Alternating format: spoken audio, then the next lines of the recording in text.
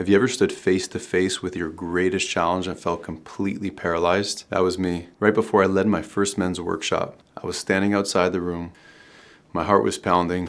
I was about to lead a group of men for the first time, but I literally could not move. Suddenly, I was pulled into an old memory, a time when I froze during a speech and completely messed it up. That failure, it followed me. And now, in that moment, I wasn't just afraid of leading the workshop, I was showing up to my greatest challenge, my Pharaoh. I realized I wasn't just walking into that room, I was walking into my most limiting moment. You would call it my Mitzrayim, the narrow place that had been holding me back for years. And then I remembered something from this week's Torah portion. God says to Moses, come to Pharaoh. Not go, he says come. And the Lubavitcher Rebbe explains that God wasn't sending Moses to face Pharaoh alone. He was saying, come with me. Step into your greatest challenge with me by your side. We all have a Pharaoh, that one thing that feels too big to face. And we all have a Mitzrayim, our most limiting moments, the narrow places that make us feel small. But God is saying to us, whether we can hear it or not, come with me. You don't have to face it alone. So I took a deep breath. I walked into that room, not as my fear, not as my failure, but as someone who's part of something infinite. And that's when everything changed. That moment taught me something I'll never forget.